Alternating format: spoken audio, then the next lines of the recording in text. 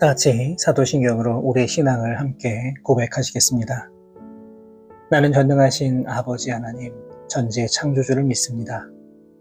나는 그의 유일하신 아들, 우리 주 예수 그리스도를 믿습니다.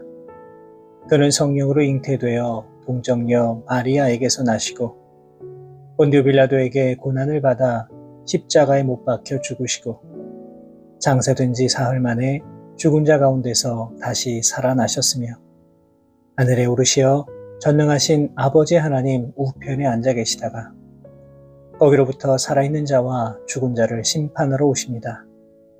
나는 성령을 믿으며 거룩한 공교회와 성도의 교제와 죄를 용서받는 것과 몸의 부활과 영생을 믿습니다. 아멘. 다 같이 찬송가 305장 나 같은 죄인 살리신 함께 찬송하시겠습니다.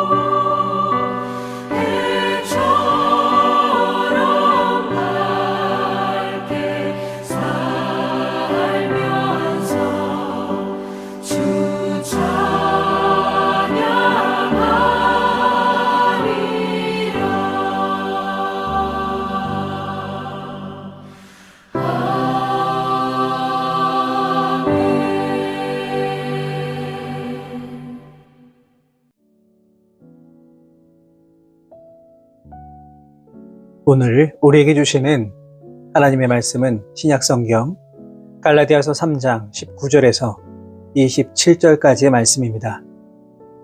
갈라디아서 3장 19절에서 27절까지의 말씀을 제가 받들어 봉독하겠습니다.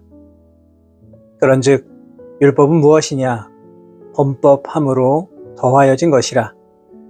천사들을 통하여 한 중보자의 손으로 베푸신 것인데 약속하신 자손이 오시기까지 있을 것이라. 그 중보자는 한 편만 위한 자가 아니나 하나님은 한 분이시니라. 그러면 율법이 하나님의 약속들과 반대되는 것이냐? 결코 그럴 수 없느니라. 만일 능히 살게 하는 율법을 주셨더라면 의가 반드시 율법으로 말미암았으리라.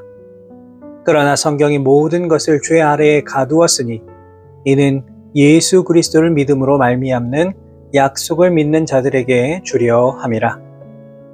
믿음이 오기 전에 우리는 율법 아래에 매인 바 되고 계시될 믿음의 때까지 갇혔느니라. 이같이 율법이 우리를 그리스도께로 인도하는 초등교사가 되어 우리로 하여금 믿음으로 말미암아 의롭다함을 얻게 하려 함이라. 믿음이 온 후로는 우리가 초등교사 아래에 있지 아니하도다.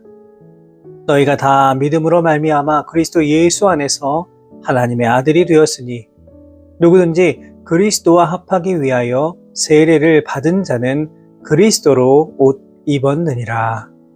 아멘.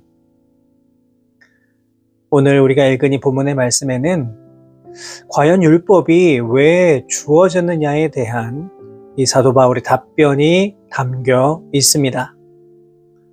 본문 19절을 통해 사도 바울은 율법이 무엇이냐라고 질문을 하면서 이 율법이라고 하는 것은 범법함으로 더하여진 것이다, 이렇게 규정하고 있습니다. 다시 말해서 율법이라고 하는 것은 인간의 범죄로 인해 주어진 것이다 라고 하는 것입니다. 이와 관련하여서 사도 바울은 로마서 3장 20절 말씀을 통해 그러므로 율법의 행위로 그의 앞에 의롭다 하심을 얻을 육체가 없나니 율법으로는 죄를 깨달음이니라, 이렇게 말하였습니다. 결국 율법이라고 하는 것은 인간으로 하여금 자신이 하나님 앞에서 죄인이라고 하는 사실을 깨닫게 해주고, 그래서 그 죄를 용서함 받기 위해서는 반드시 하나님의 은혜가 있어야 한다는 것을 알도록 해주는 기능을 한다는 것입니다. 그렇기 때문에 이러한 관점에서 율법을 볼 때에 인간이 율법을 완벽하게 지키며 살아간다라고 하는 것은 거의 불가능한 일이라고 할 수가 있습니다. 하지만 그럼에도 불구하고 율법을 지킴으로 구원을 얻을 수 있다 주장하는 유대교 율법주의자들의 주장에 대하여서 사도 바울은 무엇이라 말하고 있습니까?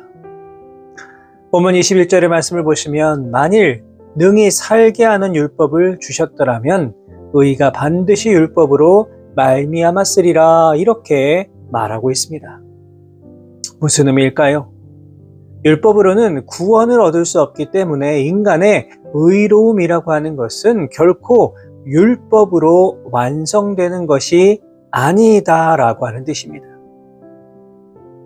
이처럼 율법이라고 하는 것은 생명을 얻기 위한 목적으로 주어진 것이 아니라 결국에는 율법을 통하여서는 구원을 받을 사람이 없다라고 하는 사실을 깨닫게 해주는 것이고, 그렇기 때문에 인간은 오직 예수님을 통하여 구원을 받아야 하는 존재임을 깨닫게 해주는 중요한 수단이다, 그렇게 볼 수가 있는 겁니다.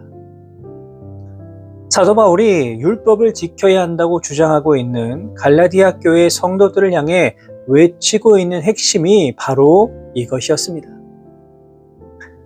오늘 이 시간 예수님은 우리에게 사망이 아니라 진정한 구원과 생명의 길로 인도해 주심을 다시 한번 기억하시기 바랍니다. 혹시라도 우리가 이 사실을 잊어버리고 형식이나 어떤 제도에 얽매여서 오직 그것을 지켜야만 구원의 자리로 나아갈 수 있다, 이렇게 생각하고 있는 것 아니십니까? 오늘 하루도 오직 주님만 바라보고 의지하며 나아가실 수 있는 우리 모든 성도 여러분 되시기를 바랍니다. 이제 사도 바울은 율법의 기능을 한마디로 이렇게 정의하였습니다. 본문 24절의 말씀입니다. 이같이 율법이 우리를 그리스도께로 인도하는 초등교사가 되어 우리로 하여금 믿음으로 말미암아 의롭다함을 얻게 하려 함이라. 이 본문에 초등교사로 번역되어 있는 단어가 예전 성경에는 몽학선생 이렇게 기록되어 있었습니다. 초등교사 혹은 몽학선생, 어떤 의미를 가지고 있는 것일까요? 이 단어를 쉽게 설명하면 가정교사의 의미가 있습니다. 원어로 보면 헬라어 파이다고고스라고 하는 단어로 되어 있는데, 이 단어는 아이의 인도자, 이러한 뜻을 가지고 있습니다. 당시에는 가정에 아이들을 가르치는 교사들이 있었고, 이들이 아이들을 데리고 다니면서 초등학문을 가르쳤고, 또 의보, 식사, 여러 가지 행동 등을 알려주었다고 합니다. 또는 학교에 데리고 갔다가 안전하게 집으로 데려오는 일도 맡았습니다. 자, 여기까지만 생각해 보면 본문에 기록된 초등교사, 이 매우 긍정적인 모습으로 묘사되어 있는 것 같습니다. 하지만 이 사도 바울 당시에 초등교사라고 불리는 사람은 정식적인 교육을 많이 배운 이들이 아니라 바로 노예들이 많이 있었다고 합니다. 바울은 지금 이러한 이 당시의 시대적인 관점에서 초등교사, 이러한 단어를 사용하고 있는 것입니다. 물론 열심을 다하여 초등교사의 사명을 감당한 사람들도 있었겠지만, 오늘 본문의 전체적인 내용이 율법의 부정적인 이미지를 이야기하고 있음을 생각해 볼 때에 초등교사라고 하는 단어 역시 부정적인 의미에서 사용되었다, 이렇게 생각해 볼 수가 있습니다. 결국 본문 24절의 말씀은 우리가 율법 아래에 매여서 절망 속에서 탄식하며 살아가게 된다면 결국 어떻게 된다는 겁니까?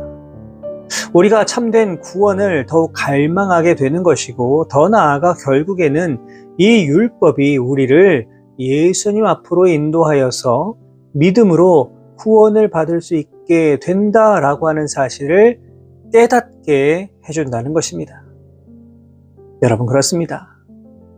율법은 결국 우리가 세상 속에서 무엇을 추구하며 살아가야 하는가를 더 깊이 깨닫게 만들어줍니다. 결국 율법은 우리의 중심이 더욱 예수님을 향하도록 만들어주는 것입니다. 만약에 인간이 여전히 율법의 제도와 감독 아래에 살고 있다면 우리는 예수님이 주시는 참 자유를 결코 누리지 못할 겁니다. 이 시간 예수님 안에서는 어떤 억압도, 어떤 통제도 없음을 다시 한번 기억하십시오. 왜냐하면 예수님 안에서는 죄가 설 수 있는 자리가 없기 때문입니다. 그렇기 때문에 예수님 안에서는 죄로 인한 통제도, 죄로 인한 억압도 없이 오직 진정한 자유와 구원을 누릴 수가 있게 되는 것입니다. 더욱이 본문 25절의 말씀을 보시면 믿음이 온 후로는 우리가 초등교사 아래에 있지 아니하도다, 이렇게 분명히 말하고 있습니다. 우리가 예수님을 믿고 구원을 받았다면 이제 더 이상 율법 아래에 살고 있는 인생이 아닙니다. 하지만 너무나 안타깝게도 우리의 모습은 자꾸만 죄의 자리에 머물려고 할 때가 많이 있습니다. 때로는 율법적인 기준을 가지고 나를 통제하려고 할 때도 있습니다. 무슨 의미입니까? 여전히 우리에게는 죄의 본성이 남아있다는 것이죠. 그래서 자꾸만 우리가 예수님의 품을 벗어나려고 합니다. 성령의 인도하심도 거부할 때가 있습니다. 여러분, 이 얼마나 어리석은 인생입니까? 바라기는 다시는 율법의 자리로 나아가지 않으실 수 있기를 바랍니다. 우리는 이미 율법을 벗어나 성령님이 역사하심으로 말미암아 예수님의 은혜 안에 살아가고 있는 사람들입니다. 오늘 하루도 이 분명한 사실을 마음에 새기시고 오직 예수님 안에서 살아가실 수 있는 우리 모든 성도 여러분들 되시기를 바랍니다. 그렇다면 우리가 율법이 아닌 믿음으로 살아갈 때에 받게 되는 은혜가 무엇입니까? 오늘 본문 26절의 말씀입니다. 너희가 다 믿음으로 말미암아 그리스도 예수 안에서 하나님의 아들이 되었으니. 그럼 무슨 의미입니까? 우리가 예수님을 믿는 믿음으로 말미암아 하나님의 자녀가 되었다라고 하는 뜻입니다. 그런데 이 말을 반대로 한번 생각해 본다면 우리가 예수님을 믿기 전에는 하나님의 자녀가 아니었다는 의미가 됩니다. 여러분, 그렇습니다. 우리가 하나님의 자녀가 되기 이전에는 모두 다 죄의 노예였습니다. 사도 바울은 로마서 6장 17절 말씀을 통해 너희가 본래 죄의 종이었다 이렇게 분명히 말하고 있습니다. 그러던 우리가 예수님으로 말미암아 죄에서 벗어나 자유의 몸이 되었습니다. 그것도 그냥 자유가 아니라 하나님 나라를 상급으로 받을 수 있는 하나님의 자녀가 되었습니다. 어떻게 이런 일이 가능한 것입니까? 오늘 본문은 그것이 바로 믿음 때문이다 이렇게 분명히 말하고 있습니다. 예수님을 믿는 그 믿음으로 말미암아 우리가 하나님의 자녀가 된 것입니다. 그래서 요한복음 1장 12절의 말씀을 보시면 영접하는 자 곧 그 이름을 믿는 자들에게는 하나님의 자녀가 되는 권세를 주셨으니 라고 분명히 선포하고 있습니다. 사랑하는 여러분, 우리 모두는 다 예수님을 믿음으로 말미암아 하나님의 자녀가 된 사람들입니다. 다시 말하여서 우리의 신분이 완전히 변화가 된 것입니다. 이제 우리는 결코 죄의 자리로 나아가서는 안 됩니다. 자꾸만 율법의 제도와 통제 아래에 들어가려고 해서도 안 됩니다. 말하기는 이 세상 속에서 하나님의 자녀로서 주님 주시는 그 복과 은혜를 풍성히 받아 누리시고 무엇보다 세상 속에서 주님 주시는 참된 자유를 선포하며 살아가실 수 있는 우리 모든 성도 여러분의 귀하고 복된 삶의 모습이 되실 수 있기를 주님의 이름으로 축원합니다. 기도하겠습니다. 거룩하신 하나님 아버지, 은혜와 사랑에 감사를 드립니다. 오늘도 우리에게 귀한 하루 허락하여 주시고 주님 주신 소중한 생명으로 이 땅을 살아갈 수 있도록 인도하여 주신 은혜에 감사를 드립니다. 사랑의 하나님, 오늘 주신 말씀을 통해서 우리가 무엇을 바라보고 무엇을 추구하며 살아가야 하는가를 다시금 깨닫게 해주심에 감사를 드립니다. 바랍고 원하오니 더 이상 죄의 자리로 돌아가는 어리석은 인생 되지 아니할 수 있도록 인도하여 주시고 율법을 넘어서 주님 주시는 온전한 자유와 기쁨을 누리며 살아갈 수 있는 우리 모두가 되게 하여 주옵소서. 무엇보다 내가 예수님을 믿고 하나님의 자녀요 백성이 되었다는 이 놀라운 사실이 우리의 평생의 자랑이 될 수 있도록 인도하여 주시고 그래야 해서 주님 주시는 그 복과 은혜를 풍성히 누리며 살아가는 우리 모두의 삶의 모습들 되게 하여 주옵소서. 오늘 하루도 우리와 온전히 동행하여 주실 것을 믿사오며 거룩하신 예수 그리스도의 이름으로 기도하옵나이다. 아멘.